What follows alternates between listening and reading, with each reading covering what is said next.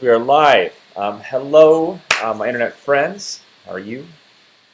As people file into the room, you may notice I'm wearing a Pikachu hat. Got this for actually my two girls, when Scarlett and Isabella, while I was getting my Burning Man outfit in the U.S. And they had Pikachu hats. Well, I gotta get a Pikachu hat. Come on. So they're at school. When they're at school, I wear their clothes sometimes, their costumes. I'm still in the Burning Man state of mind, dressing up all the time. My Japanese maid walked in this morning. She was, "Sugoi! Konnichiwa! Pikachu!" And then she bowed to me. It's great. Great. Pikachu. The ears are a little floppy. I don't know what's going on. But we're here today to do live critiques. All right? A lot of you guys have been posting your photos in our special group, our Becoming an Artist, Trey's Funky Lounge. Thank you for that. We're going to get right in there and share. And I'll do some critiques here. You get what you pay for. These are free. I have all kinds of imprimaturs here. Let me do a little housekeeping here first, okay? There's a lot of people that are going to be in the lounge that can't see this broadcast because it's on my fan page. So I'm going to go to my fan page and share it into the group. Okay? Does that make sense? I'm a one-man show here today. I'm working without wires, so you guys get to see how the sausage is made, okay? This will be the most boring part of the broadcast, all right? Hey, Grace and Dunedin, what's going on? Hey, Mike, what's going on? Jacob's Thomas Coppersmith from Devil Hills. Spencer Trejo from Idaho Falls. Okay, so I'm going to share this. Share. I never understand that. Why did when you click share, there's an option underneath it, and the only option is share. It doesn't make any sense. Facebook, you confuse me. Okay, in a group, share it in a group, and share it in Becoming an Artist live. No, friends. Oops.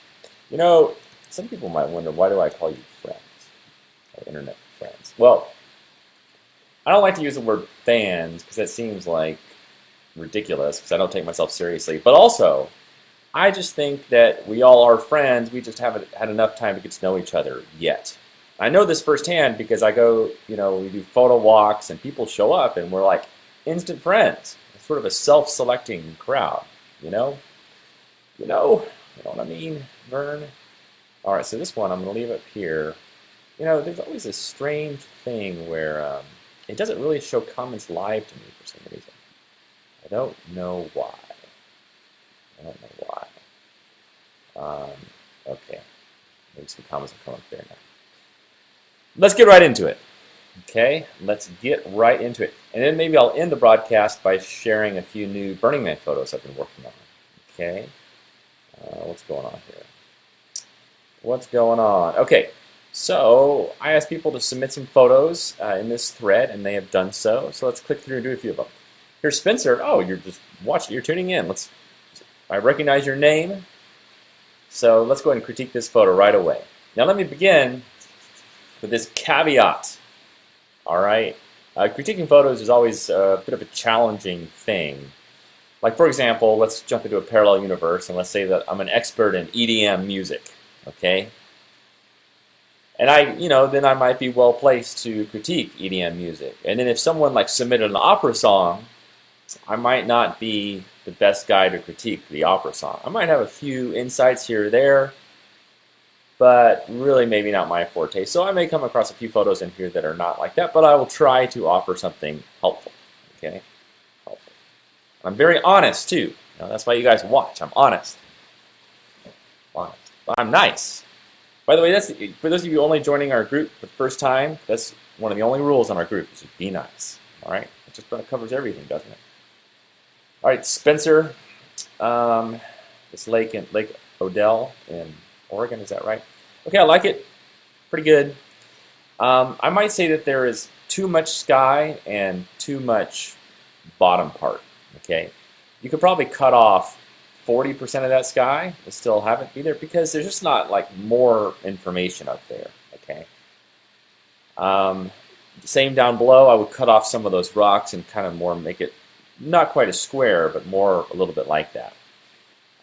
You said you had a concern about this blue bit over here. I don't mind that. I think it's a pretty smooth transition. I think it looks fairly natural. It doesn't bother me too much.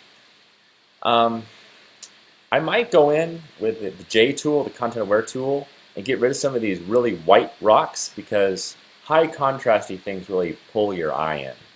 And I kind of like all the rocks being sort of underwater except for the black ones that are coming down. But overall, pretty good shot. Maybe a little bit dull, but that's okay. Sort of a simple photo. Another thing that I typically do also, you see I have this rock kind of half on, half off. I would get rid of that and try to keep all the rocks like inside the rectangle. Okay. All right, so I skipped one. Let's see here by accident. Here's one by Matthias Claes. Hi Trey, I'm into photography for a year and a half now. Still trying to find my own style. The style in this picture is more influenced by a couple of composite artists I'm following than the typical HDR techniques I used to work with. I took this shot in an abandoned cooling tower. Tried to create something desolate and abandoned. Okay. I've never had a critique or advice. Let me see. This is a tough one to critique in a way. Sorry about that. I'm checking the comments over here. Hey Vaughn, what's going on? Good to see you from Manitoba. Philip from Eckhart, Colorado. Here we go. Here we go, team. So this one, it is hard to critique. It's not a bad photo. Again, it's a little boring. And I do like that it's confusing and I'm not sure what's going on. And I know you're going for this dystopian feel, so it is, very desaturated and dark. I might even say it's a little bit too dark, okay? Obviously you're going for something extremely stylized here, which is fine. But I might do a little bit more to bring up those textures because, with HDR and stuff, you can really add a lot to those textures. This probably reads different, a bit bigger as well. And I might try to throw in like a few surprises here and there. Maybe make part of it glow a little bit or have it be a little inconsistent in some ways. It's just sort of a consistent dystopian feeling here, which ends up making it a little bit dull and uninteresting. Another thing that might make it, if you're going for this lonely, decrepit feeling, putting a human in this might be nice too, just to give it a sense of scale, because this is a huge thing, but you don't really see how big it is because you have no sense of scale really. Okay, let's jump on to number 3. Man, my computer is going slow. S-L-O-W. Here's one from Craig Morgan. How's it going, Craig? What does he say here? This is taken long before I took the path down Treysville and bought his HDR tutorials. Thank you, Craig. It's just a single raw file, but I'm struggling to fix the underexposed rock and the dirty halo. I also think there's a poor gradient in the sky. This is a photo that would have been into the bin if I didn't love the sunrise so much. Well, Craig, I think you're being a little bit hard on yourself. I don't mind it so much. I think it's a good photo. I think it's pretty. I do have a little bit of feedback to improve it. One is, again, like the previous photo, there's maybe too much sky. If you compare like how interesting the middle part of the sky is compared to the top part of the sky, the middle part is much more interesting, right? So if you were to crop off 50% of that sky, what people's minds will do is they will extrapolate like what is outside of the rectangle. And since you have these really beautiful, vibrant sunrise colors here, they will imagine more of that beyond when actually it really does die away. Right? And also that top part you have is a little bit dark up there, a little bit muddy up there. All right, so that's some feedback. I find the lighting on the rock fine. I don't find the halo to be too offensive at all. One other minor thing I would change is you see all these little bubbles down here, these soap bubbles, surf bubbles. I would get rid of those because they read a little bit dirty or not clean or not pretty. And sometimes it kind of has like that jellyfish feel, that gross dead jellyfish on the shore feel. Because here's the idea, Craig, is that when people look at a photo, it's truly transportive, right? Their mind enters the photo and they picture themselves walking around in this environment. That's just what the brain does. And if you're going to do a landscape, I always like it to be very walkable, like almost barefoot walkable. So I always tend to make the sand extra soft or the grass extra soft, and then get rid of things that you don't really want to step on, which in this case would be these little dirty soap bubble things. Okay. And you can use the J tool to get rid of those content aware. Okay, Brandon Blomfield. I may really slaughter people's names. I'm sorry for that. I'll do my best guess. Best guess. Been playing with these long exposure landscapes a bit lately. Always feel there's something lacking though. In this shot, in the hills perhaps. Also have trouble contrasting trees, leaves against the sky. Thanks. Thanks. What's going on here? Let's go down and check the comments. Bill from Venice, Florida. Hey, Frank from Ocala, Florida. 2 Floridas. Sorry, I found a Pokemon on my head. Okay, so this is a long exposure, obviously. I might say that it's too long of an exposure, okay? Because, you know, this almost doesn't even read like moving water. It is a little foggy.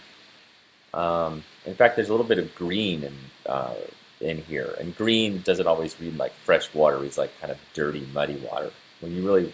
I think when people see water, they want it to be like blue or white or turquoise, these bright colors. Unless you're trying to go for like a muddy river feel, which I don't think you are here. But I think a shorter exposure, probably, I don't know, in a case like this, I might only do 5 or 10 seconds. I'll do many shots of it, like I'll do 1 second, 5, 10, 30, and then I'll look at them all and see what reads the best.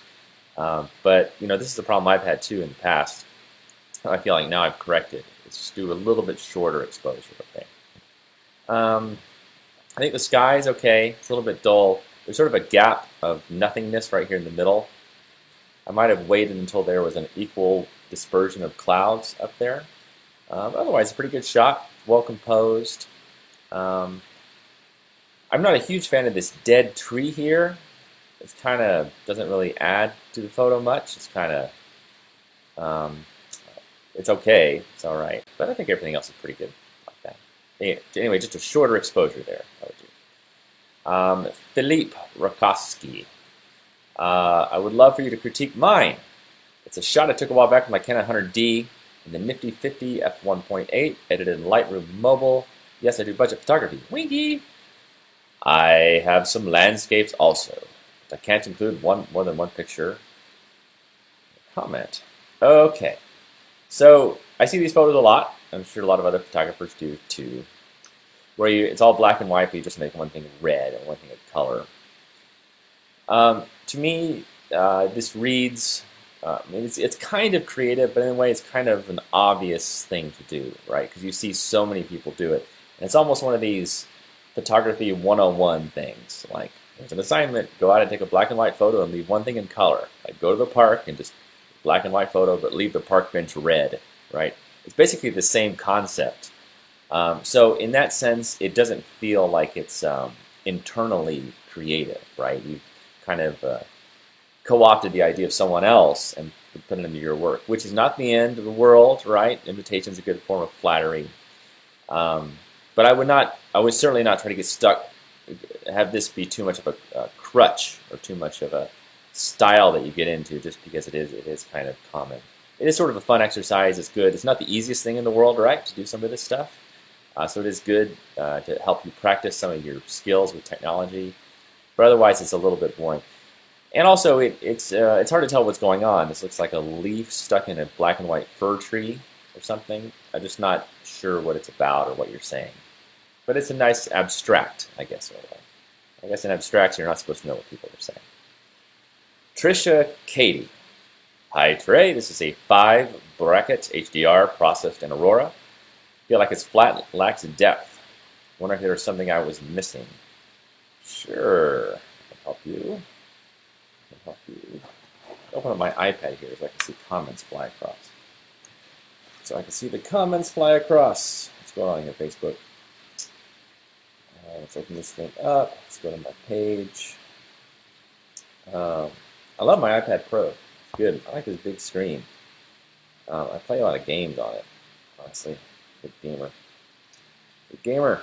Went out and played some Pokemon Go with the kids yesterday. Fun. Oh, come on. Come on. I don't think it's connected to my other Wi-Fi. Man, see? It's amazing how many tech problems I have in a given day.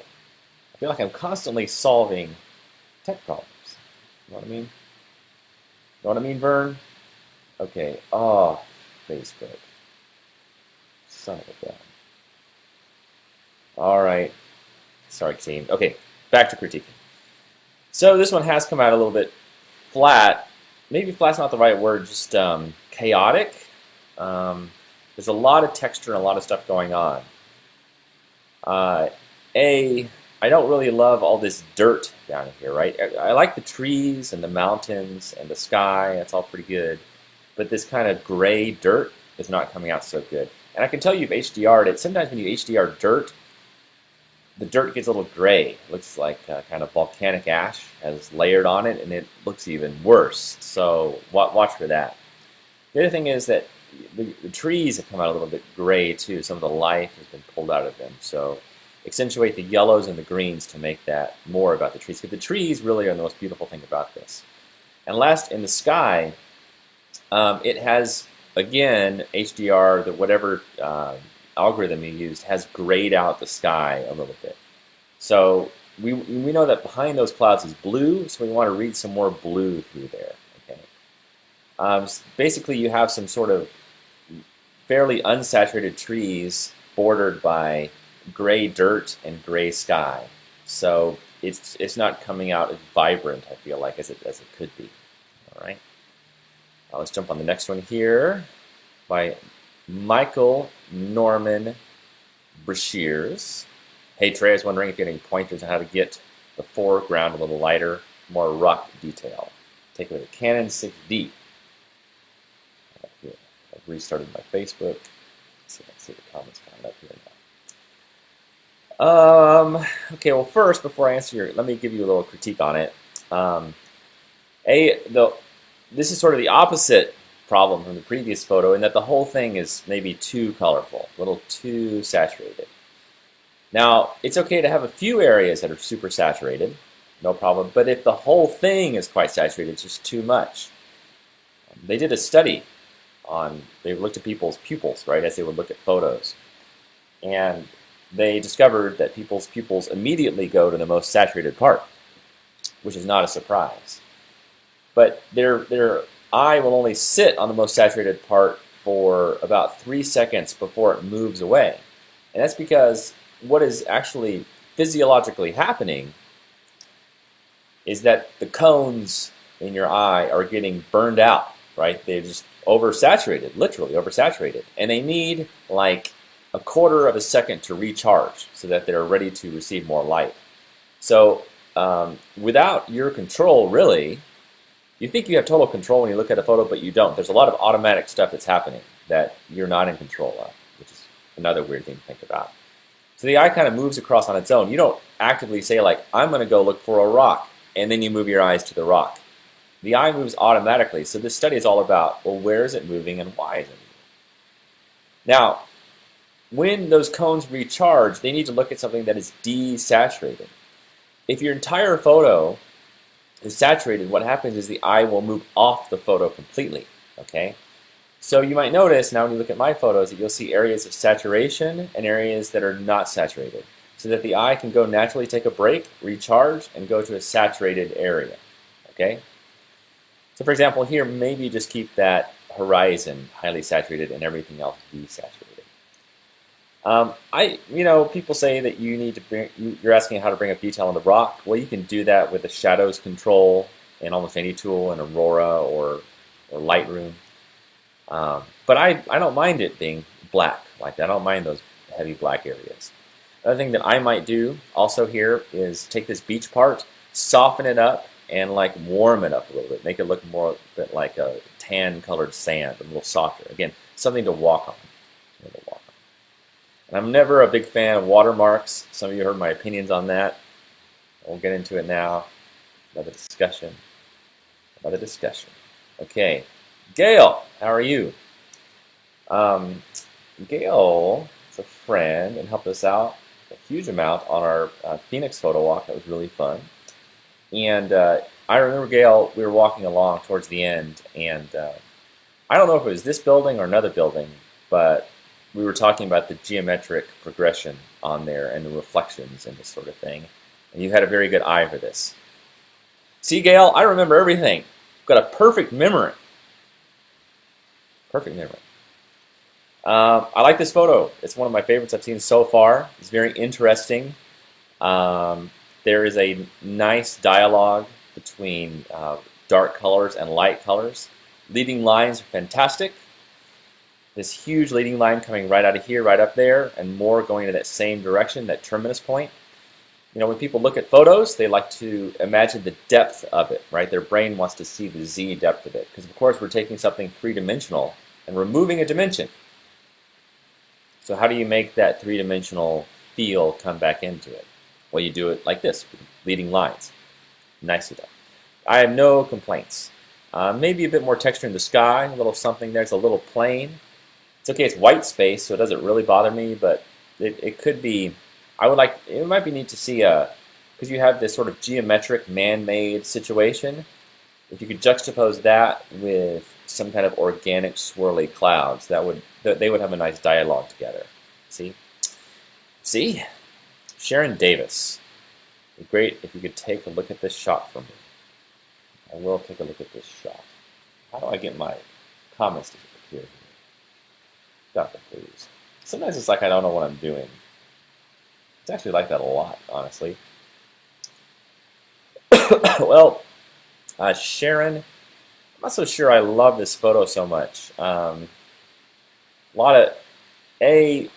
I think when you get a photo of an animal, you want it to be as clean as possible without any interruption between you and the animal. So the plants in between, A, they're not attractive plants, and B, they just kind of get in the way of the shot. Okay, if it's something interesting in between, then maybe it's okay, but these are uninteresting and they kind of get in the way. And also you've done this blur thing on the outside, and it doesn't look very good. If you look on the very edge of it, it's like less blurred, and it just looks like a really fake blur, kind of like something they would do in a shopping mall. You know, you have your beauty photo taken, and they make it all blurry on the outside, like awkward family photos. This kind of reads like awkward animal photos in a way. All right. So anyway, try again. Keep going for it. Just try to get cleaner shots. The other thing you can do is try to separate the animal from the background.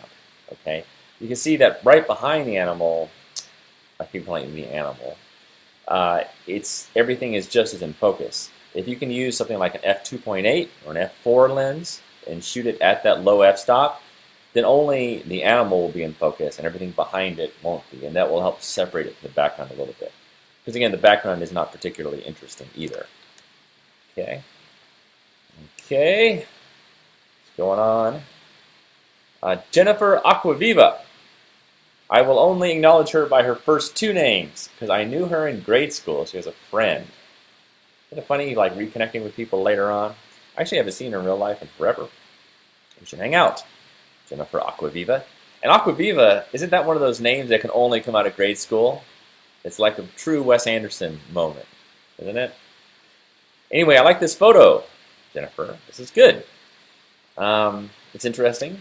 Look, in a lot of ways, it's hard to critique black and white photos. And it can be kind of a crutch for me. Like, let's say the colors aren't working so well in my photo, but I know there's something cool there, good shapes. I just go black and white, and it looks good. Okay. Yeah, I think it's nice. I think that this figure could be more centered. Okay, it's a little bit off-center, a little. And if you're doing portrait mode like this, it's okay to center the subject. It's not always okay if you're in landscape mode, but in this case it's okay. I think it's nice. I think the sun looks nice, the clouds coming in look nice. It's a simple, elegant photo. Okay. Nader. El Assay. Loving the HDR in London. Use luminosity masks to make this. Okay, let's talk about this photo. Are you related to Ralph Nader, by the way? Why can't I see any comments on? Look, honestly, I can't figure out how to see comments on my iPad. Oh, maybe I go vertical. Here we go. Figured it out. Hey, Kyle Van Etten, what's going on? Hey, Trisha from Portland. Jana from Tucson. Right on. Okay. All right, so Nader, I like this photo. I like it. I like it. Let's talk about it a little bit, okay? I might crop in a little tighter because you see how there's this door here or this other hallway? It's inconsistent. I like, if you're going to frame something with a doorway like this, I like it to be quite symmetrical. And this gets rid of that symmetry. So I would go in even closer for two reasons. One, it will keep this portal symmetrical, which I like. And B, it will make Big Ben even bigger. Right now it's so far away. The Big Ben is like literally only like 3% of the photo. So get in there a little bit tighter. Don't be afraid to get in there a little bit tighter. I think the processing is very good. I don't have an issue with it at all. Looking sharp, Nader. Oh, you would not be related to Ralph Nader because Nader is your first name. See, that's how names work. Tahsin Rahman, taken with a Sony 5100, A5100 while I trip to Vancouver, unedited. Unedited. The musician was playing a rendition of the Godfather theme song. That's good. I never would have guessed that in a million years. I would have guessed a lot of songs. Okay, I can't believe this is unedited. It looks edited. But maybe you shot so into the sun it just is overexposed. Yeah, I'm afraid this photo needs a lot of work. Well, if you're just going into Lightroom, I would just definitely increase the contrast and drop down the exposure. Just a little too overdone. And I kind of see how you're trying to get this whole structure in here. I might give it a little more breathing room. I see this happen a lot of time with beginning photographers, is they have like an interesting shape or like a building or something, and they put it right on the edge of the picture. So give it some more room to breathe there, or cut it off totally, okay? But don't leave it just like that. I might have gotten in tighter on him, right? Like, don't be afraid to get close to people. I see you kind of have a scene here. There's a few people watching. In some ways, like if you're going to do a whole scene, well, you want like a lot of people watching, all right? Because otherwise he looks kind of lame. Like there's a guy in Vancouver playing Godfather, and there's only 4 people that can be bothered to sit there and watch him. Okay, it's kind of depressing in a way. So if you get in tight on this guy, right, and people the viewer might assume there's 1,000 people listening to him. Okay, you don't have to be so literal in how you show things. Okay, I hope that helps. Storytelling advice there. David Stern. This is a piece I really like, but I want to critique on how to make this photo more successful, drawing the eye into the action. Okay. A good question. I like this photo too so far. I do. Hello, Rajesh from Mysore, India. I've never been to Mysore. I want to go there. Alex Rodriguez from Swanee, Georgia.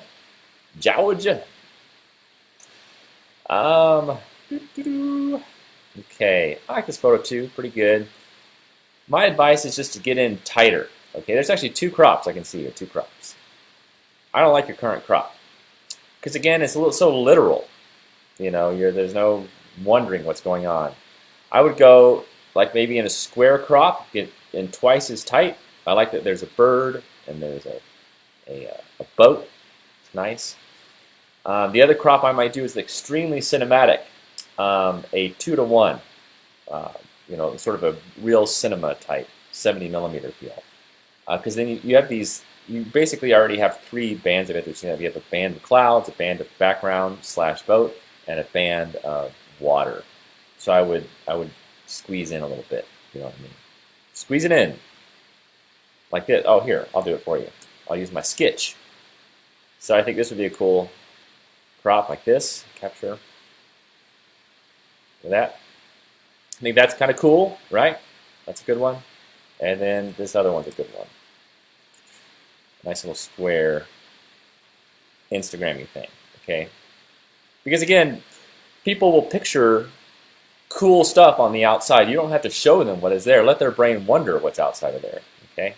It's a problem that we often have with landscape photography and wide-angle lenses is that we can include so much. Sometimes you don't know where to stop. Okay, Shower Dasgupta. Sorry, dude.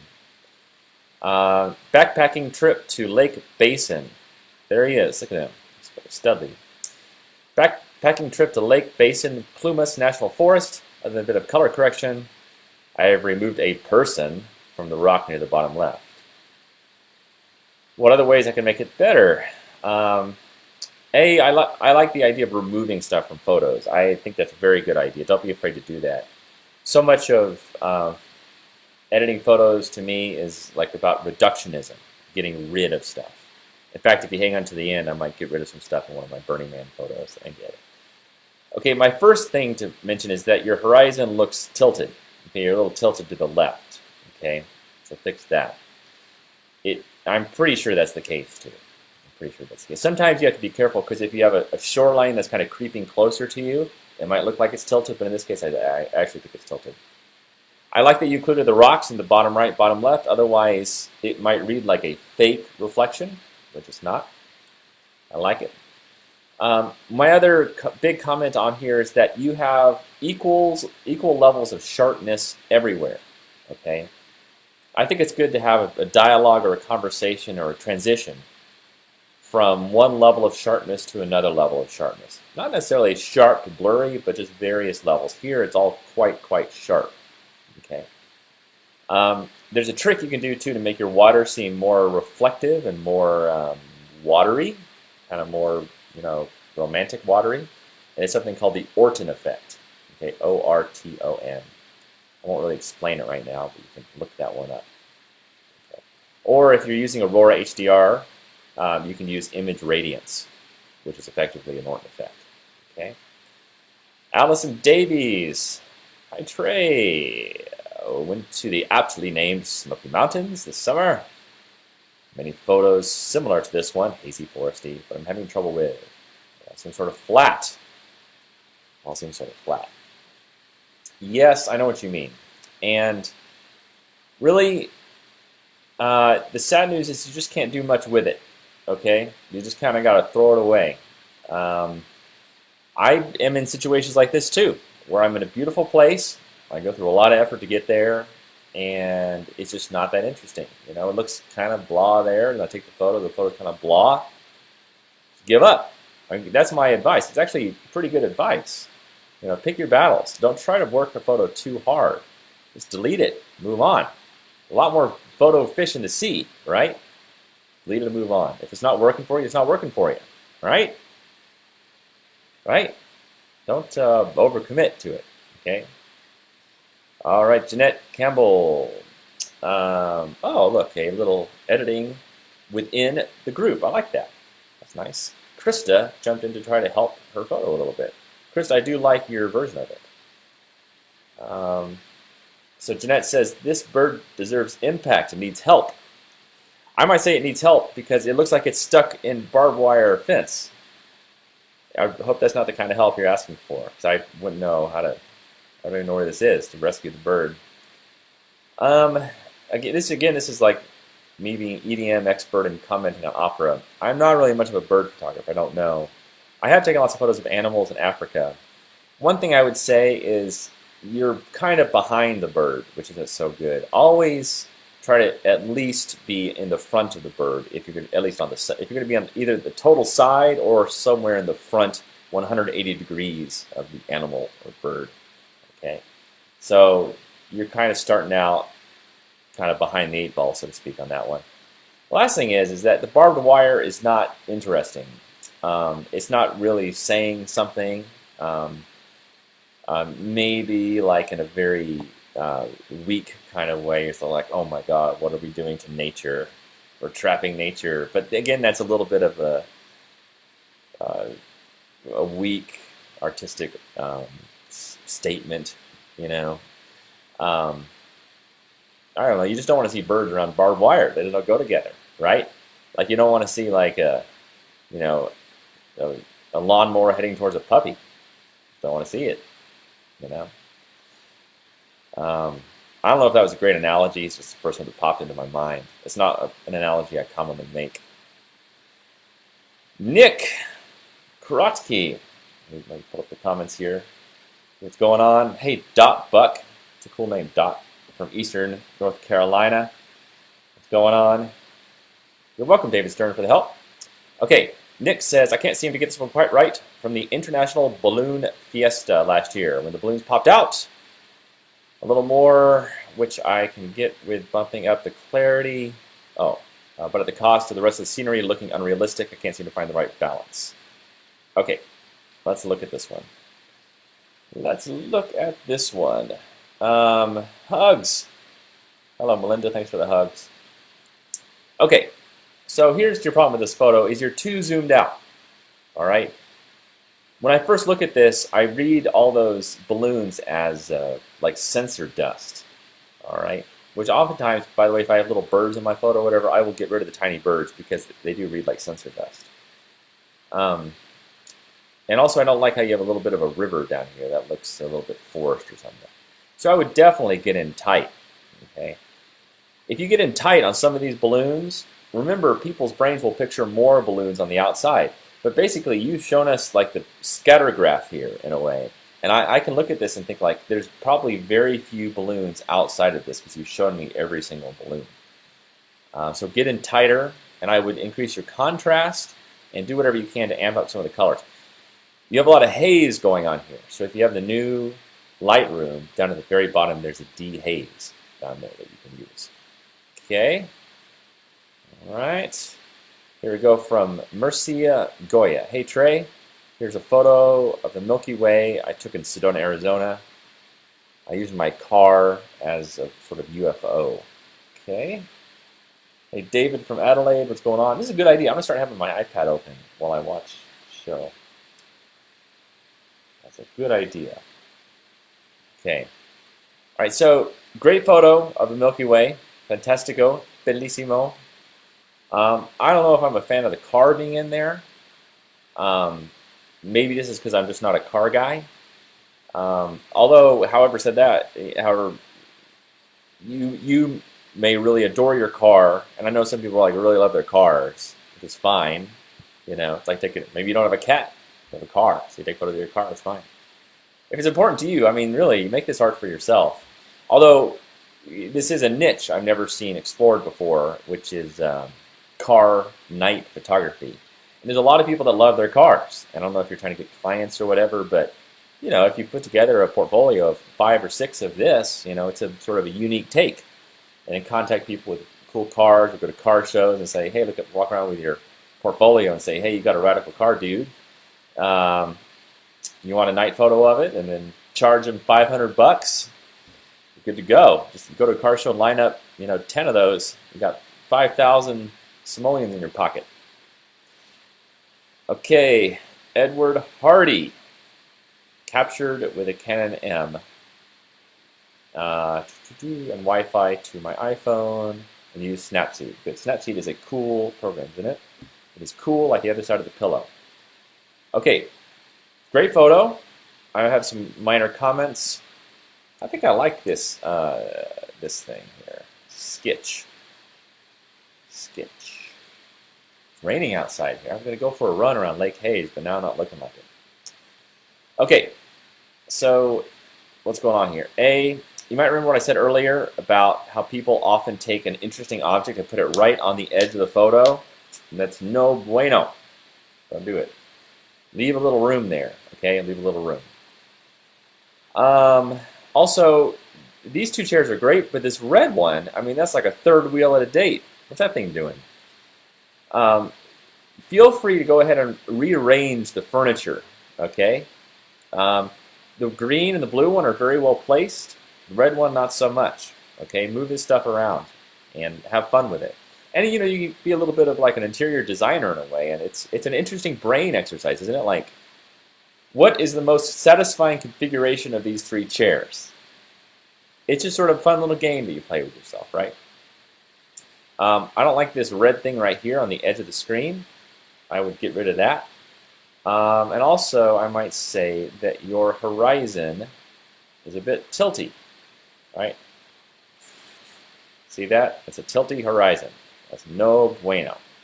No bueno. Hey, Lisa from Victoria, Australia. What's going on? Hey, Bob from Arlington, Texas. What's going on? What's Going on. I enjoyed our conversation too, Bob. That was great. And thank you for introducing me to the artist. I forgot his name already. I'm the lamest. The lamest. Um, I've got a lot more pictures of home at Earth coming up too. Um, in fact, let me show you this one, Bob Pruitt. All right, set your browsers to stun. Where is it? Completed. So I had these 5 German girls walk up to me while I was there. This is, I think, before you came along, Bob. So let me make this one big. Yeah, so Bob Pruitt is part of this art sculpture at Burning Man. So these 5 gorgeous German girls walked up, every one of them taller than me, and nice as can be, dressed to the nines, and they're all models. It was their first Burning Man. I was like, come on, ladies, let's get it going. Let's get it going on. I saw all these girls. They were just posing machines. You know how girls are anyway, but especially these girls. Look at them. Look at this. Look at that. Like that, Bob Pruitt? Like that? Like them apples? Here they are. I have them somewhere else too. And then another gal came along later at night, and she was one of my fans, but I forgot her name. But she did some posing. It's great. People walk up, and they are so nice, and they say hello, all this stuff. Now, another picture of these German girls. This is a little pause in the critique, okay? Little pause. Let me show you guys a photo I'm about to publish. I haven't published it yet. This is one of my favorite pieces at Burning Man this year. It's called the Space Whale. And right as I was taking this, a group of local revelers wearing red LEDs walked by me. So I think it's cool. It looks like this humpback whale is diving into the red tide out of the space. It's all lit from the inside. It's all stained glass on there. Beautiful. Beautiful. Ta-da. Let me see what's going on here. Where is this other picture? Well, here's one of the German girls. I think when girls wear those little outfits. I'm a sucker for an outfit, I say. Where's this other picture of these? It's somewhere. I think it's on the home statue. Well, I can't find it now. I can't find it. I'm a mess. I'm a mess. Okay, anyway. Back to the critiques. You threw me for a loop there, Bob. Susan Fields. Having trouble with blown out sky. I've tried hue and saturation. Blown out sky? Oh, you mean this part. Hey, look, I don't mind it. I do that more and more now. Oh, shoot.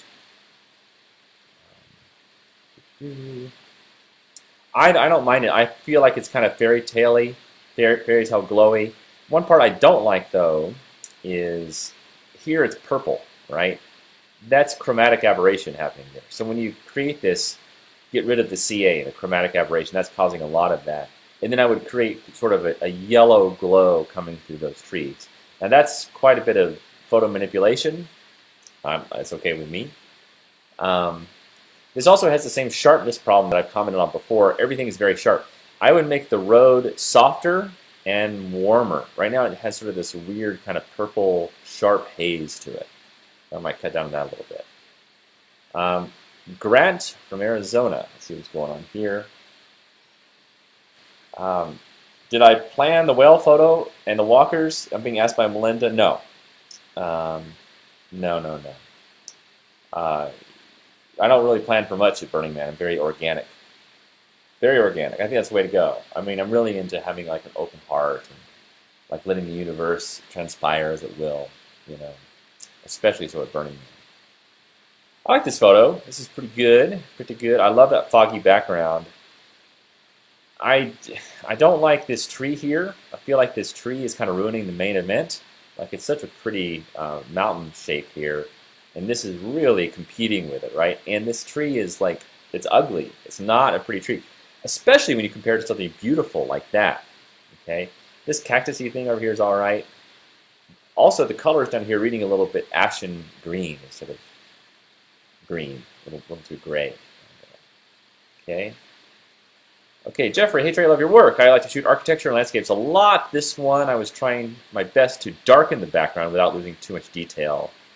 To get the tubing and handle around the cylinder to pop more of the background. I did a ton of layers. Okay, let's see this one. Immediately, I can tell you that maybe a little too HDR for me, and probably a lot of people. I wouldn't worry about that particular critique too much, because if you like this level of HDR, go for it, okay? Just saying, for me, it's too much. The other issue here is, and I've encountered this problem, so I know how to fix it, is you have this thing in focus, right? This greenish yellow cylinder, and everything else is out of focus, or bokeh. Bokeh areas always look terrible in HDR for some reason.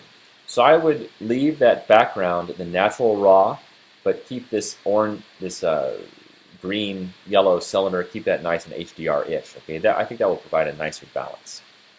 Okay. Okay, let's go to the next one here. Lawrence Barrett. This one I wanted to get printed, but I feel like it just needs something. Then again, I have a lot of images in the same boat. Okay. Yes. Yes, Pokey Trey. Whoop. You missed the whole story about how I scared my Japanese maid with this, or surprised her.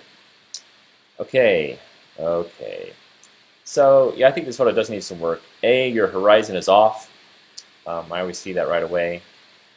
Let me do a little sketch action here. So the colors aren't bad. The colors in the sky are great. And I like how you kind of have a dialogue between these vertical shafts and the colorful sky. That's pretty good. But you can see your horizon here is off. Down a little bit like that.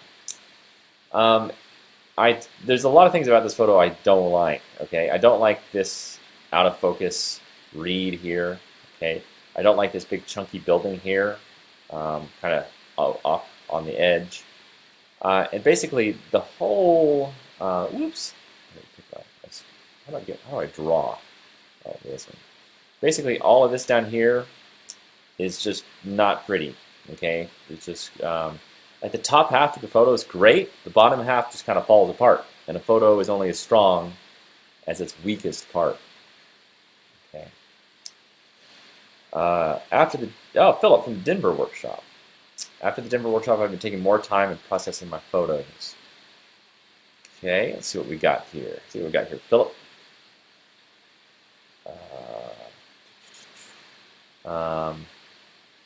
All right.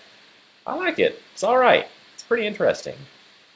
I might go back to the previous thing I said about it all being equally sharp. Okay, I might soften it. Maybe soften the sky a little bit. The sky doesn't have to be so sharp. And also, here's the thing about landscapes, is the distance should always be less sharp in the foreground, because that's actually what happens. You're basically looking through more air. Well, you're looking someplace 10 miles away, right? So there's just a lot of air, a lot of moisture in the air that makes it a little bit more blurry. Not totally blurry, just more blurry. Okay, so that's one thing I would do with that. Okay, but otherwise I think it's a pretty cool photo. Looking good, Philip.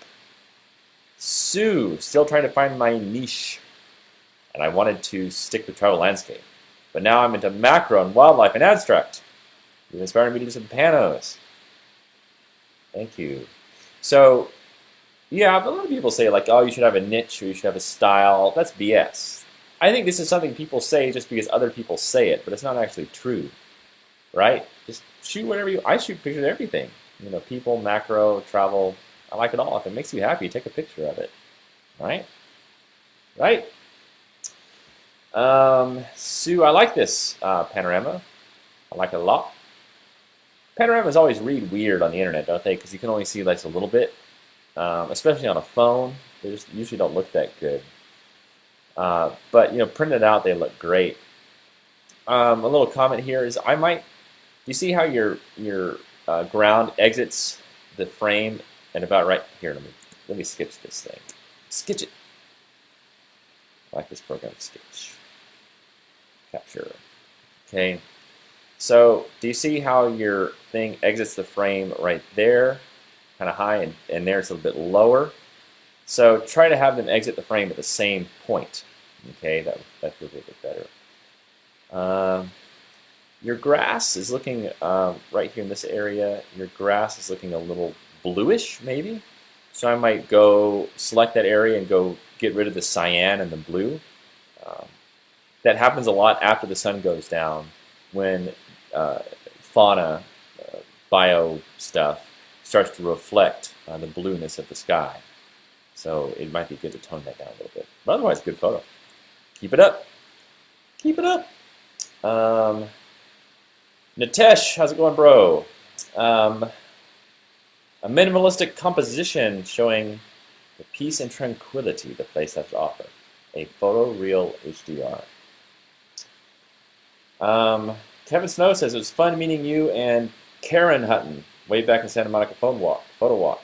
I hope to do that again soon. Maybe you do something in Orange County. I would like that. I would like that. And Nitesh is watching right now from Adelaide, Australia. How's it going? How cool is the internet? How cool is the internet that you could be watching me, Nitesh, here in my studio, live in Queenstown, across the Tasman Sea, talking to you about your photo. What the high technology? I'll tell you a little story real quick. That quote comes from, I say it all the time. I was on speaking with Google for a Google event in Tokyo. Speaking of my Pokemon hat. And I was on being bussed somewhere. I was on a bus with a bunch of reporters and YouTube stars, and I was the only white guy on the bus. Everyone else was Japanese, right? Probably 3 years ago. And so we were being bussed to the venue where I'm going to do my speaking thing, right? And I'm walking through the bus, and this is back when Google Glass was like really, really cool, you know? And I was wearing it, and I was using it to get translation of all the Japanese stuff. It was fun. Anyway, so I walked by these two guys, okay? And these are like big Japanese YouTube stars, okay? There's like a tall, skinny guy and a short, fat guy, right? That's kind of their thing. And they're really silly, as one might imagine Japanese YouTube stars might be. So I walk by, and the tall guy goes, "Oh, Google Glass!" I said, "Yeah, Google Glass." I said, "You want to try him?" I took him off and handed him to him. And he put him on his glass. He put him on his face, and his mouth was open. And then he saw it. He goes, "Oh, what the high technology!" Great. So I say that whenever I am impressed by technology. Okay, Nitesh, I think it's a good photo. I like it. One thing I might do, two things, minor things. I get rid of these two rocks here, pop them out, because your eye just jumps down there. They don't really add to the photo. They take away from the clean beach. Remember I talked earlier about you imagining walking on this beach. You can leave the other black rocks in there. That's okay, the other smaller ones. The other thing I might do is lighten the top right corner. It's reading a little dark there. It's a little dingy on such a pretty sunset. You don't want to have too much dinginess creep in there. Okay. All right. Christopher Vosland. Thanks for your videos, Trey. It's one of my first attempts at high-speed sync. All right. Complex stuff. Outside of his house in Norway. All right. I already like the photo from the thumbnail, so I think I'll like it big. It's a great photo. It almost reads like a medium format photo. I really like it. I like many things about it. I like how you have some of the grass out of focus down here. That's cool. She's in focus, and the background's out of focus. It's good. Whenever you do this depth of field stuff, I think it is important to have something closer to you and further away with a subject in the middle. Great. I might pull up the shadows in her face a little bit more. I think that would help a little bit. Otherwise, I don't really have any feedback at all. I think it's great. Yeah, I think it's very cool. I like it. Cute kid there. Ah, it's your daughter named Soul. A nice name. I like all these funky names kids have nowadays. I was camping at Burning Man with my friends, and they named their daughter Lumen. A nice name. Tim Shields. This is a pretty good photo. I might maybe crop. I don't really like these two trees here right on the edge. They feel a little weird. So I might crop in a little bit. I don't really have any other comments, really. The water has come out to be a little bit gray. Remember, when you do HDR, if the sun is not hitting it directly, it can turn out quite gray. Now the sun is so low, the sun's no longer hitting the water, so you might want to blue that up a little bit. Okay. Otherwise, looking good. Nice shot there, Tim Shields. Rikard Jorenston from Iceland. All right. I can already tell this is my favorite photo so far. It's like a Trey style photo. I like it. I like it a lot. I do have a few little commenty things on it. One, I don't like how the sun is half on, half off. Either I would like to see more of the sun or less. So I would even crop in much more over here. Okay. I would cut off like the left 20%. It's still going to be a great photo. Look, still a great photo. Okay. And also, if you crop in over here a little bit to the left, this block becomes, at the 5 point, becomes more of an anchor center point for you. Okay. I might even crop off some of the bottom too, because I think it's nice in a land of many. When you have many things, I think it's good to pull one of those things close to you, so you really get to know its essence. All right. And this one closer iceberg can be that thing. Nice photo. Javier Medina, how's it going? Palmerston North. See, I wish you hadn't written that. I would have said you're in Palmerston North. I'm recording this, Michael. I always think of this is a very vague reference that no one will get. But I used to play this game a lot called Transport Tycoon, where you build like a shipping empire or something, trucks and cars. And stuff. Anyway, it would always automatically name new cities for you, and like for some reason, it would always name the city something basically like Palmerston North. Whenever you like open a new train station or something. Okay, so this photo is not so great, kind of boring. I think black and white helps a little bit, but basically this shape is just ill-intentioned. It doesn't. I would put it more on the frame. Maybe in the middle. Yeah, it's just like, I could tell like something interesting was there, but you just couldn't get your body in the right position. So, but again, when you go, this is a very good piece of advice for people that are still learning, is go out and take 100 photos and then go pick your 5 best, okay? Internally, you know what is best composed. You don't need me or anyone else to tell you. So keep doing that over and over and over again, and eventually, Javier, when you see this one, it will not make it into your top 5. Okay? That makes sense. Nathaniel Jorge. George. I was wondering what you and everyone else took over the weekend on a quick trail walk. Hey, Luke from Sydney. What's going on? What's going on? All right. This one isn't so great. You have great depth of field. I like the spider web. I might get even tighter in on it. Things I don't like about it is like there's a little bit too much background over here on the left. It's not really doing anything for us.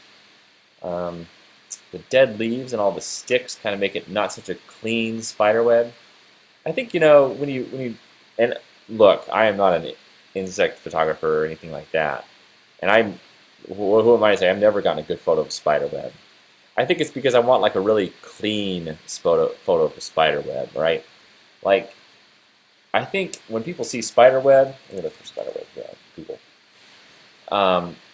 You kind of have this vision of a spider web jumped into your head, right? And if you look at like all these are all either stock photos or whatever. These are all like really like this, right? These are all like really clean photos of spider webs. And like if you're going to do something archetypal, like a spider web, you want it to be like a really awesome fucking spider web, right? Not a half-ass spider web, which is kind of what you got. And here's a hot little tip if you're going to be shooting spider webs or insects or anything like this. Not that I do this a lot, but if you take around a spray bottle of glycerin, which is just like sugar water, and you spray it on stuff, all the water beads up like this, all right? And also, it's a treat for the spider, because the spider will come back and he'll be like living on a huge piece of cotton candy. I assume spiders eat sugar. I don't know. I don't know. Okay, Bram van der Horst. Hi, everyone. I'm a bit late to the party. Better late than never. This is from Haarlem in the Netherlands. I spent the day in Haarlem in the Netherlands. It was great. But you know what? I don't like any of my photos from Haarlem. This was all, I think, in my first year or 2 years of HDR. Like, I would love to have a photo this good from Haarlem. I love it. It's great. Very good photo. I'll give you a few little pointers, minor pointers. Up here in the sky, either A, I would cut off more of it, okay, because you've got two. I know the instinct is to get more and more and more sky because it's prettier. But now, remember, the more sky you get, the less windmill you get. So there's a conversation there. I want it to be more about the windmill. Like, to you, I can tell with your four-worded name, you're a true Dutchman, and you may take windmills for granted. Well, I have hot news for you. The rest of the world loves windmills. So make the windmill the centerpiece of the photo, okay? Okay. Great colors, though. Very good adjustments there. Arjit Anand, I took this in Leh, India. I made little light and color adjustments. Would love to have your view on this. I will give you my view on this. Hey, Tracy. Tracy Lambert's joined. She runs the numbers here at Stuck in Customs. What's going on, Tracy?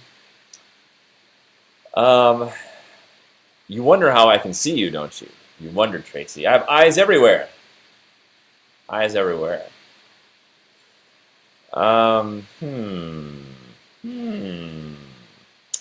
Well, it's a little bit boring, Arjit. I don't know if I have any advice.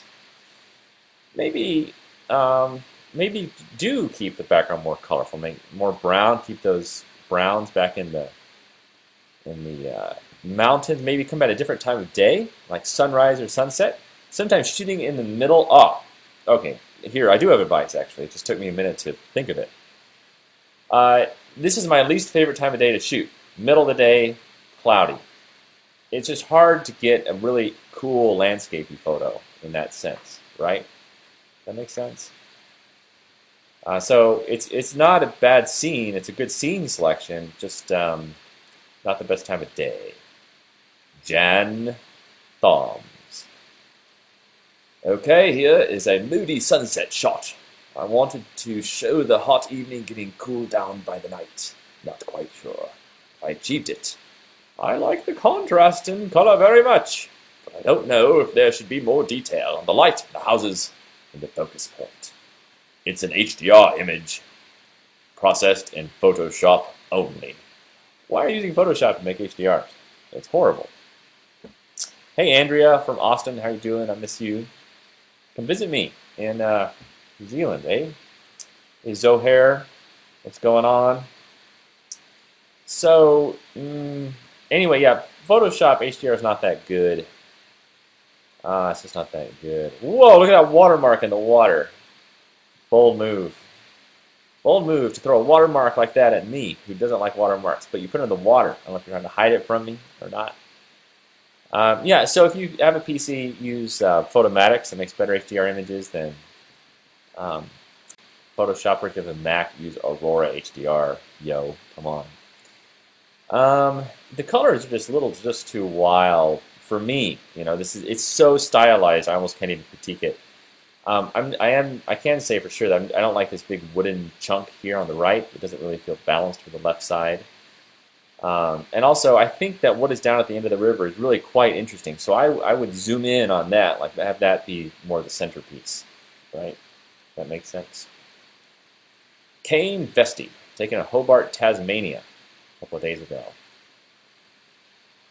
Okay, I've never been in Tasmania. I really want to go. It's on my list. On my list. Okay, a little street photography action here. I like it. I like it. Um, again, it's one of these. If you take a street photo of almost anything in black and white, it just reads kind of interesting and classical. Uh, that's one reason I'm a big fan of black and white, because it calls us back to a simpler yesteryear, doesn't it? And it does kind of feel timeless, which I like. I'm a big fan of the timeless photo. I might have tried to get totally orthogonal on him, like 90 degrees, because there's really nice 90-degree shapes all around him. If you analyze the shapes, there's lots of squares behind him. There's two nice rectangles, those benches. And there's a nice steady line on the top, on the bottom. So I think squaring everything up and getting him into one of those squares would be interesting.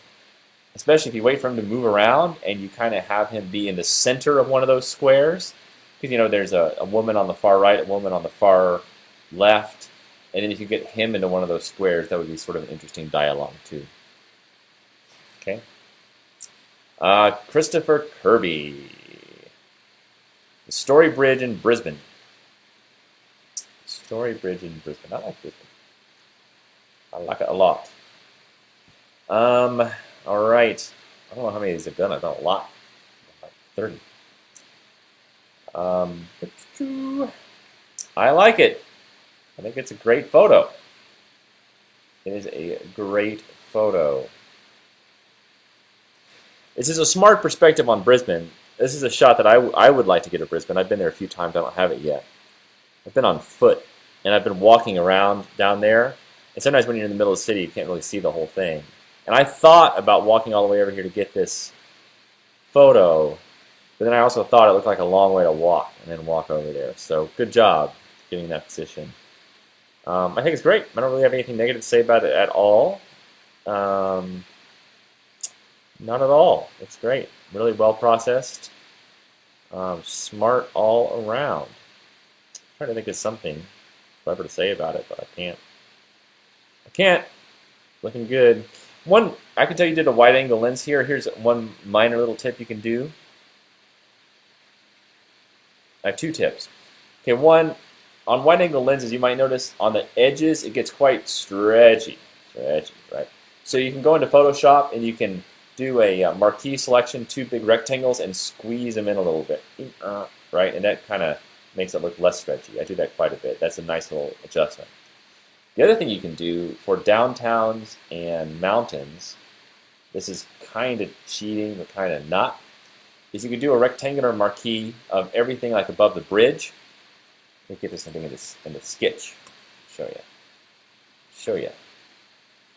Okay, let's say we're going to use a rectangular marquee tool. By the way, first I was saying you would grab this part and then you would squeeze it in, right, so that it gets about this thick. And then that makes it look better. Because like if you also look at this side, you can see how this part of the bridge is kind of stretched a little wider than normal. And then I would squeeze it in to more like here, right? Now, let me get rid of all those. Undo.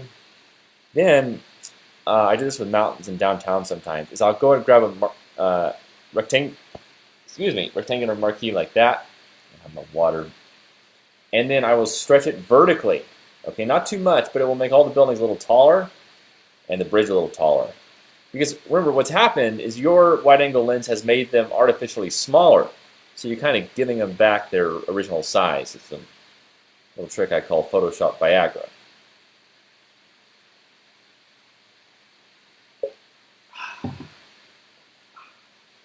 Okay. What's next, sports fans? What's next? Ricard Johnston. Okay. I don't know how many of these I can do. I'm reaching my limit. Plus I gotta go get the kids from school. Whoa. Alright. Okay. Ricard, fashion portrait in Stockholm. Okay. It's a great portrait. I mean, he's very cleanly caught, perfectly in focus, nice and sharp, good-looking man. I don't know about the background. It's more like, it feels like he's there like on a drug deal or something, okay?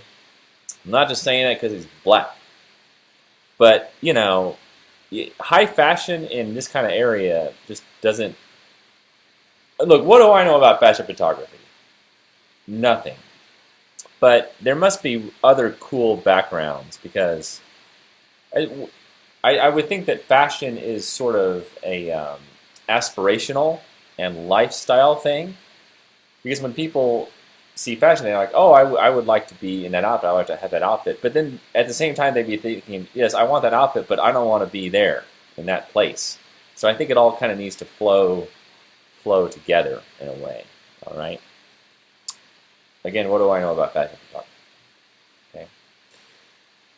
Okay. Matt Hartz. An early morning sunrise after spontaneously waking up and noticing how beautiful the morning would be. Personally, I think the trees are too dark and dominate much of the whole image, while the foreground is cluttered by debris in the water. I already agree with these critical things you said. Yeah, that debris really kills it because it's just not pretty water at that point. If you ignore that, the other thing that breaks in this photo, the dark trees don't bother me, but it's the way it exits the frame in dramatically different ways. One side exits in a big, bold way, huge, the other in a small, whimpering way. So it's good to have them exit the frame in about the same way. Okay, Herbert Hahn. What's going on? Tabor Bate. New Zealand's making more and more of a wizard. Hey, Cindy from Bonham, Texas. Yeah, let me know where you guys are watching from. Always interesting. Always interesting. I like this photo. Pretty good. Sky's a little flat. Again, like I said earlier, middle of the day is usually my least favorite time to take photos. Not the end of the world. I might like to see a little more texture in the sky, though. A little more texture. One thing I do like about the sun being at this point in the sky is it has rimmed these hay bales, which is pretty nice. It's pretty nice. This is kind of photo, now that I have a quadcopter, I think it'd be a little better with a quadcopter. If you get up 100 feet and kind of aim down and see all the hay bales and the mountains, that would be kind of cool. Kind of cool. All right, Rickard, I think I saw one of yours already, so I have to skip that. I don't think I'm going to be able to get to everybody, but I better not do the same guy twice, even though I did love your other photo. This is taken here in New Zealand, the Church of the Good Shepherd at Lake Tekapo. See that blue water behind it? That is the actual color of the lake. Not kidding you. It's a good photo. Smart wedding photo. Again, I'm not a wedding photographer, so I'm not really well placed to talk about it. But I might see this dirt down here. That's kind of come out gray. Again, I think this has been HDR'd, I'm pretty sure. So I would soften that up with the original one and maybe warm it up, do declarity down there. You know, a little bit of a halo around the church, that's okay. You can have a halo anywhere around a church is all right. But yeah, I like it. I like it. Good shot. Good shot. I don't know how you took this without getting any Chinese people in the photo. That place is covered with busloads of Chinese people. Rob Crawford, Tarrant County Courthouse. All right. Tarrant County Courthouse. This looks like a quadcopter shot. Maybe. Oh, yeah, it is with the DJI Phantom. Great. I love it. Let me see the stats on this. Is that 1/4 of a second? It's pretty good light for 1/4 of a second. I like it. This is really well done. I don't have a bad thing to say about it. Smart. Well shot. I don't have any advice. Matt with his cat. Black and white cat. Okay. By the way, Thor is asking, how long do you scout or scope out a location for a potential photo before deciding on it? It's usually spur of the moment, honestly. Before I go to a new place, like I'm about to go to Germany for 10 or 11 days. So I'll look at a few hot spots on the internet that I want to hit, but otherwise I'm just very organic about it. Very go with the flow of the universe. Great cat photo, perfect depth of field, super cute cat. I like it. I like how there's all the blackness around there. Kind of reminds you of the true mystery of the cat mind. I like it. Jackie Evans, how are you doing, Jackie? North Wales. Another place I've never been. I really want to go there. Hey, Nicole Faye. How's it going? In Foster City. California. See, I made a rhyme with your name, Nicole. I like this shot. Pretty good. Pretty good. I might soften up and make this part a little bit more green.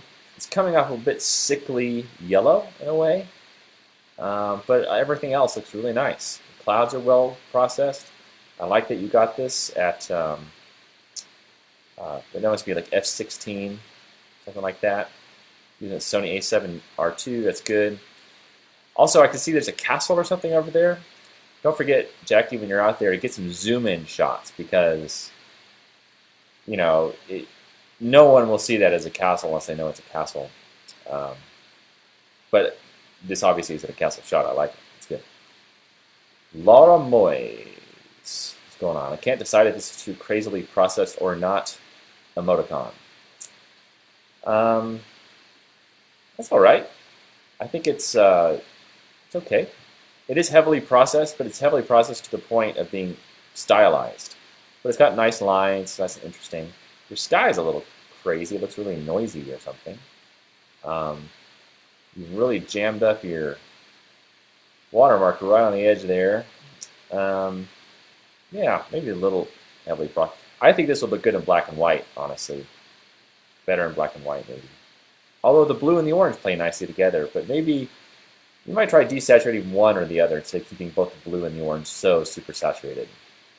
Thank you, Lisa Laporte, for liking my photo. Peter. How you doing, Peter? How you doing, Peter? It's a famous place off Highway 1. Yeah, this is a pretty good photo. Not bad, not bad. Here's some things I would fix. One, I get rid of all those footprints. I know everyone's walking around like crazy there. I know, but I have to get rid of them in post.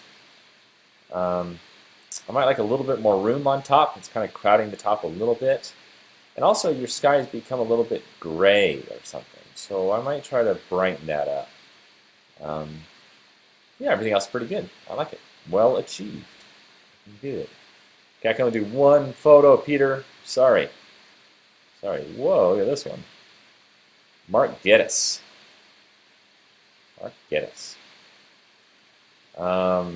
Taken with a Phantom. I like it. I think it's great. Really pretty. I might say, let me say a few critical things. A little too purpley over here. Just unbelievable purple, right? You never really see the sky quite that purple. Same in the reflection. Your horizon is off. I can see it's tilting a little bit down to the left.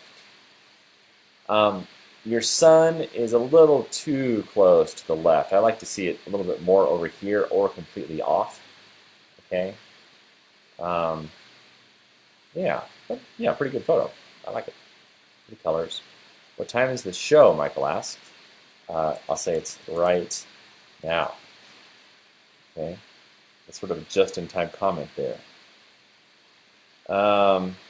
Ali Azar says, really something. I'm too much excited to visit that place right now. I saw on your post. Thank you very much. You're watching from Pakistan. Hey, Russ from Sarasota. What's going on? Whoop. Okay, Zachary, a 2.5-minute exposure. Ain't nobody got time for that. I don't do a lot of ND filters because I'm impatient. All right, we see the same problem again with the sun right on the edge. Now that I say it, you see it, right? It feels a little funny. It's like, well, is it on or is it off? It's just kind of unsatisfying over there. Okay, the photo's pretty good. I'll just tell you a few things I don't like. I don't like the sun on the edge. This tree is not really adding much to me, to the shot. The log is just sort of kind of thrown in there. I might like to see some warmer colors here. You know, again, drag a gradient over that. Less clarity, and warm it up. I think that'll help. And I might cut a little bit off the top too. Do you see how the top, 40% of the sky is just blue boringness, but the bottom part's good? Get rid of the boring stuff. Cut it off. It's not doing you any favors. Julio Khan. Cool name. Please critique. Amateur photographer here. Took this photo in South Iceland. Okay. Hey, Joanne from Niagara Falls. What's going on? going on? Cool. Good photo. I really like the incorporation of people. Very smart. I don't like the watermark. I like that you got some stars in here. I don't really like that you could have composed a little bit better. I would like to see their whole body maybe, and also maybe the bottom of the house. The house itself is not that interesting, so I might really darken the house a lot.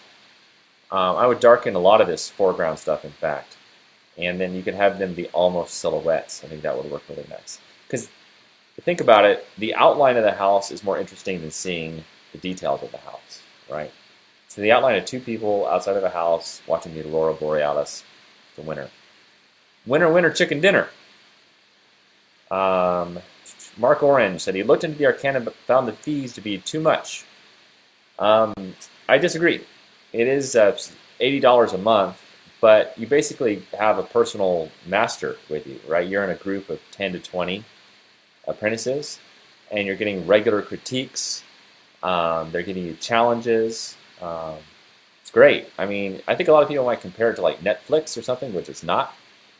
If you compare it to like a real photography school, which could be thousands and thousands and thousands of dollars, tens of thousands of dollars, plus it's better than a real photography school. And the amount of personal attention you get is amazing. So I think it's a bargain at twice the price. You just try it for a few months, right? Don't like it, you don't like it. It's not like buying a car, you have to commit to it, but you'll like it. And you'll make a lot of friends. Hope Mike. It's good meeting you out at Burning Man. Hope. Your name's always confused me, by the way, because it's like it's reversed. I'm sure you've heard that. I like this photo. Pretty good. I think this tree over here is dominating a little bit too much of it. I like to see the tree smaller, which means you need to back away more to get the whole thing in the frame. But otherwise, pretty good. Pretty good. Dr. Jekyll in the Philippines. Aha. So here in this, you have a problem in that your grass is too yellow, and you have a big watermark on your sensor. That's easy to get rid of, though. But pretty good photo. I see the HDR-ness of it. I would like to.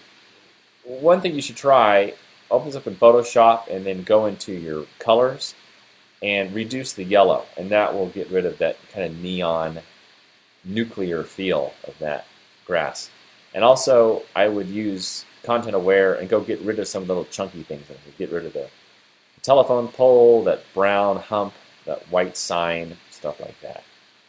Okay. You could also use the content aware to get rid of your watermark. Zuhair! La Louie. Whoa, what's going on with this shot? What's going on? Wade from Edmontonia. What's going on?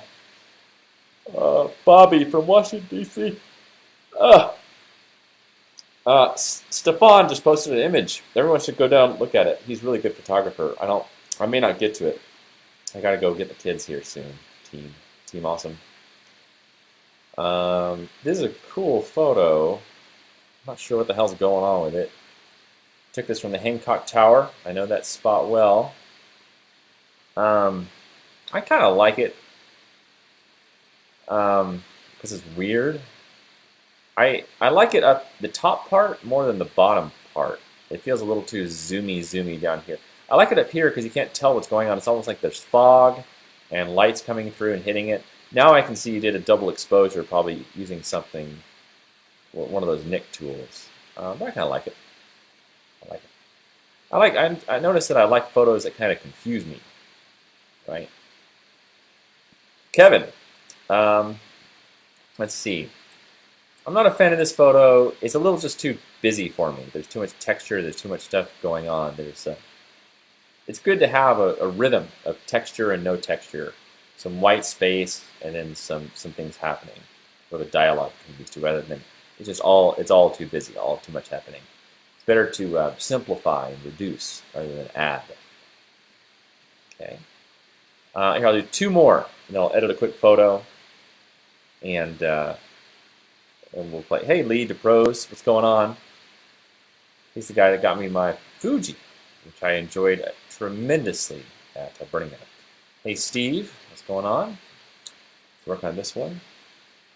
Michael asked if I've been to Lake Tahoe. Yes, I've been to Lake Tahoe many times. I like it there. But I don't have any good photos of it. Great photo. I like it. Let's pull this up in Sketch. Let me just show you a slightly different crop. Okay. Slightly different crop. I would crop off the top 10% and just leave it like this, okay? Because, again, if you look at the colors up there, they're not really adding to the photo. In fact, they are less interesting. So crop the sky as soon as it becomes less interesting, okay? Or significantly less interesting. Because like if you look at, you have many places you could crop it, right? You could crop it anywhere. But to me, I like that part. I like those shapes in there. Just look at that 10%. Look at the shapes in it. Say, are those shapes and colors worth keeping? Okay, and are they much more interesting than what's above it? Right. So I would do that kind of crop. Besides, I always like cinematic crops anyway, because people see it and they think of movie still. So immediately they are willing to embrace something more romantic. And the little bird right there, just big enough to keep in. If it was smaller, I might say get rid of it because it would look like sensor dust or something. Very sharp. I love all these ripples in the water. Ripply goodness there. Ripply goodness, Steve. Thank you. Okay, we'll end with this one. Okay. End with this one. Hey, Jamil from Singapore. Luke's asking what camp was I at. I was at Camp Walter. It wasn't available right now. All right, that means I'll do the next one. Lucky you, Russ. Lucky you, Russ. When I first saw this, I thought those were like zombie hands coming out of the ground. But I see, of course, that is ridiculous. They're not zombie hands. It's a stick. Good photo. I like it. I don't always like those borders. You have that black rounded border with the white thing on the outside. It always just seems kind of scrapbooky to me, right? Like it's scrapbooking time with Russ. I think sometimes it works okay with black and white photos, but Jackie Rankin uses it to real good effect with black and white photos. I think your colors here are very nice. I might soften the foreground a little bit. It's a little too chunky, too much clarity. I might use de-clarity there. Yeah, but I think the colors are good. I might cut out a little of the sky, maybe the top 10% of the sky, because it's not really adding much. I like those rays a lot. Here, I'll tell you a little trick too to help out with the rays. Let me recrop this for you, Russ. Unsolicited recropping favor. So I would crop it down like this. Okay. All right. Okay. Then I would soften this area here so it's not so chunky.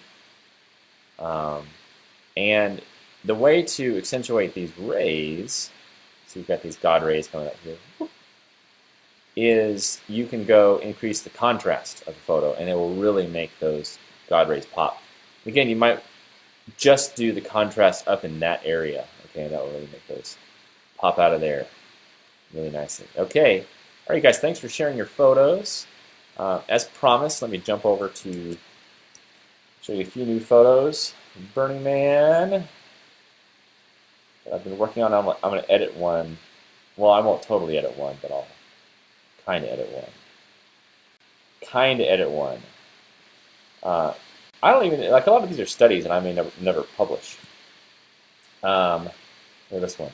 Look at that guy. A little black and white photo action there. Little fun things.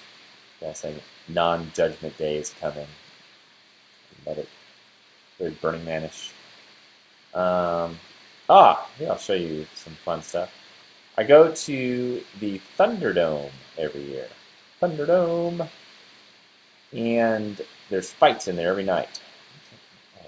Oh, wait a minute. I'll go to my desktop here. Oh, by the way, did you see that? I walked in there with my friend Renee, and we were trying to get in, and I swung my tripod around, and I hit him in the head, and he started to bleed. So we walked into the Thunderdome like all bloody and gnarly. It was awesome. All right, let's show some photos here. This is inside the Thunderdome. Basically, everyone wears black, white, or red, and there's major fighting in there every night. It's great. People are suspended from these bungee things, and then they get on opposite sides and they fling each other at one another, and they just beat the hell out of each other. It's crazy. Here's one of the girls that was helping out. She came over to say hello. Gentle soul, that one. One of the best things about this thing is watching the action outside of the action. That's my friend Eric, camps with me. Nice guy. Really fun. There's people dancing around. The music is crazy, as you can imagine. That was a good fight. Lots of good fights. So much to see there. There's like dust flying everywhere. Music is pounding. People are dancing. Crazy times. Fantastical. I remastered this one. I made it a little bit better, I think. I like that one. There are those teapots that march across the desert. I'm friends with the artist here, Matthew Schultz, so I got a lot of photos of his. That's the baby whale on this side of it. Baby whale. Baby whale. This is kind of a neat scene.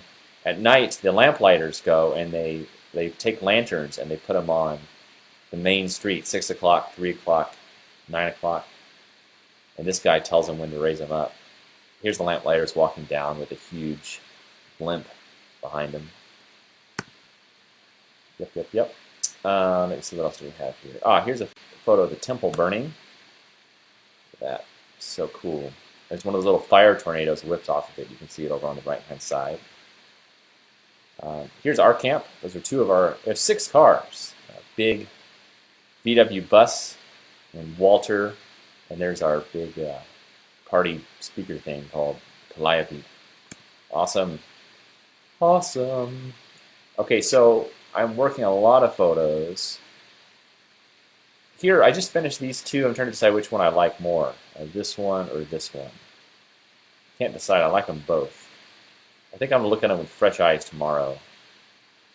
There's a couple walking off towards the thing.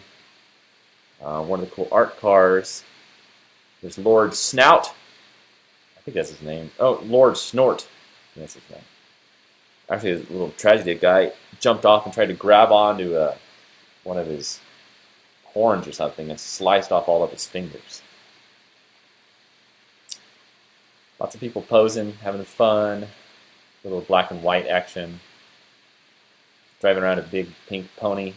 Why not? This is called the Da Vinci virus. This was cool. As it would turn, all those little gears would turn. Again, this little studies. This is the one I was going to work on. That is one I'm going to work on. Here's another one of Calliope. I was going to work on this one too. Okay, let me just finish this one real fast.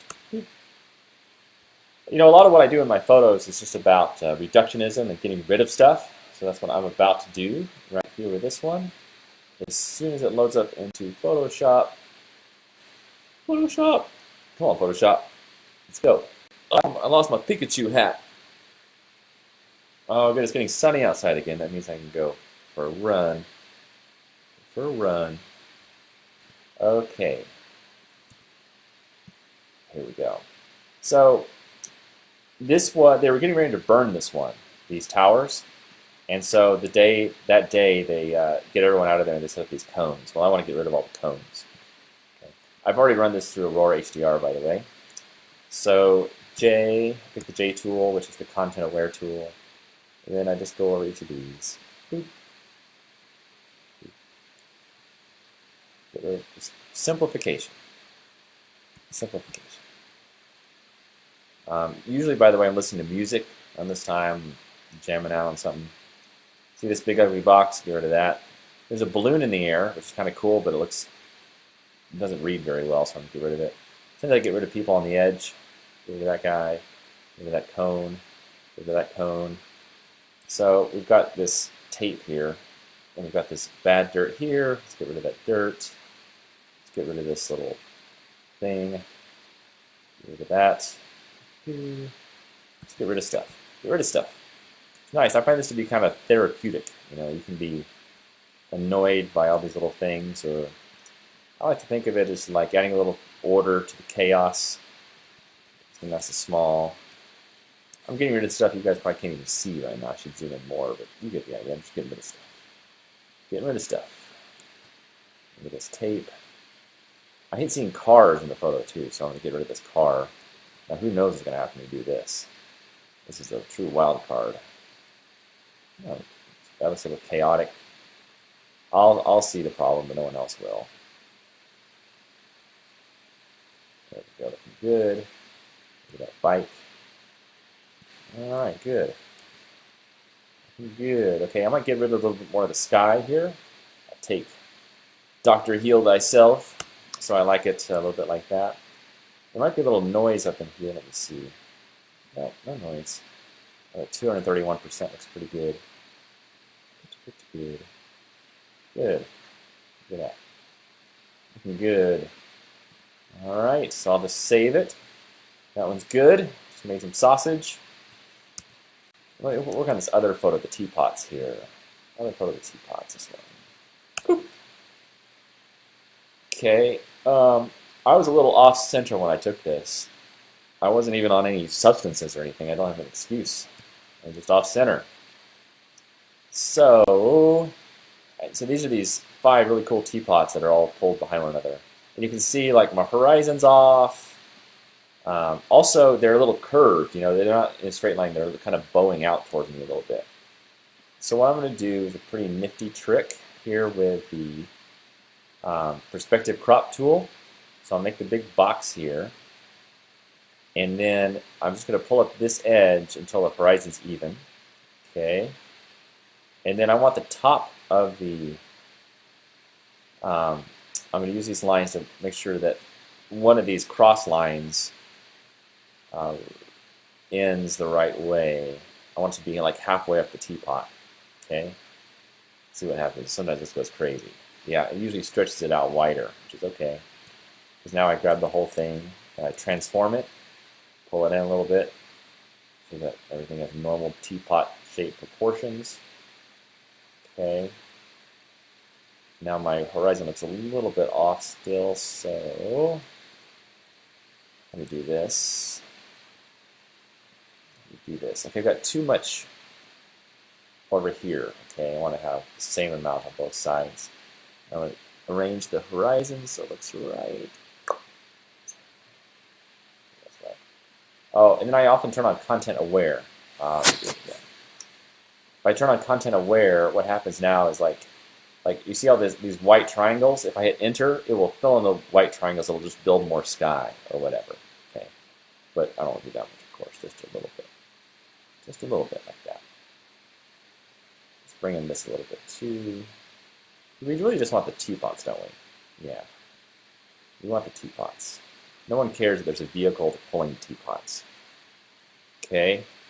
Now, because of the configuration of the teapots, and they were bowed towards me, one of them is far away and looks a bit smaller, which I don't like.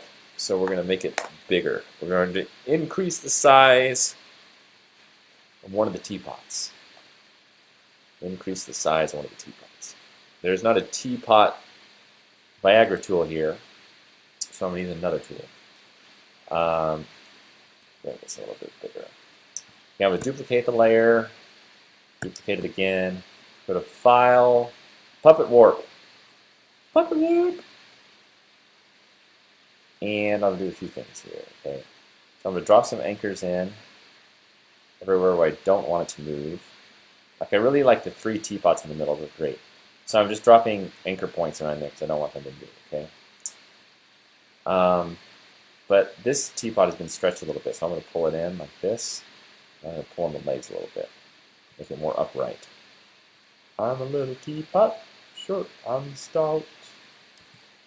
Let's see if I'll pull this one a little wider, a little taller. But you don't want too much because then it like looks a little herky-jerky, doesn't it? I'm going to pull it up in the middle, pull it up right here, a little taller. Might make this one a little shorter. Not too much, a little shorter. And a little skinny, a little skinnier. Skinnier. I got something in my eye. I only have one good eye. I got something in it. Okay. Let's do it a little taller. Good. Just a little taller. That's empty. Okay, good. So we don't want that cloud to look like it's got a little peak in it. Right, good. Looking good. Good. All right, so here I'll enter. Kind of meticulous stuff. I'm sure it's not that interesting to watch. I'm sorry. This show's taking a real downward slide. A real downward slide. Pikachu. Nicole fade back. Listen to the Mayan Warrior. I should be listening to the Mayan Warrior. I should be. All right, now it's looking pretty good.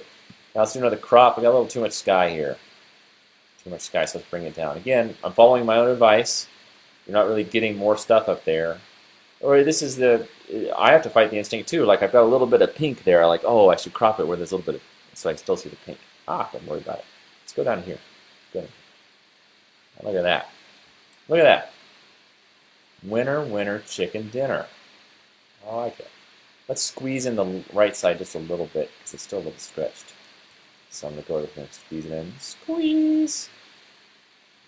Okay, then I'm going to put this thing, recrop it. Recrop it. That. Whoa. Is that right? I gotta wash out my eye. Jeez. Jeez Louise. Gene Dower in the house. Gene, you joined for the most boring part of the show. You missed all the hot critiques. All the hot critiques. The only other man that I know dresses up in more costumes than me, by the way, is Gene Dower, who has been known to go skiing in a banana costume. Or various fruits. Various fruits. That's how we do it down here in New Zealand, folks. We just dress up for no apparent reason. Oh, you're in Switzerland. Oh, I bet you are paragliding there, just having a ball, aren't you? Having a ball. I'm going to do a little Morton effect here. I want to make those things really glow, but not quite so bright. Okay, so we're going to really add to the glow factor down there. Just let your soul glow. Okay, coming to America. Look at that. It's a nice glow. Oh, it looks nice in the sky, too. I'm going to do a little less of it, about 30%. A little less of it. Look at this. Look at this. Look at this. I like it. I like it a lot. All right, let's just make this one full screen. Let's look at this thing. All right. I like the way that turned out. Look at that. Next time I want to try to get up inside one of those teapots. For sure. For sure, for sure. For sure, for sure. All right, guys. That's the big show. Hope you enjoyed the critiques. Hope you guys learned a few things. I enjoy doing it, of course. And if you like this kind of thing, let me know. I'll do it again sometime. Share it with your friends. So on, tell your friends, all that good stuff. Thank you very much, and I will see you next time. Now, as I awkwardly pull up Wirecast and turn off the stream. We stream for 1 hour and 40 minutes. Holy moly.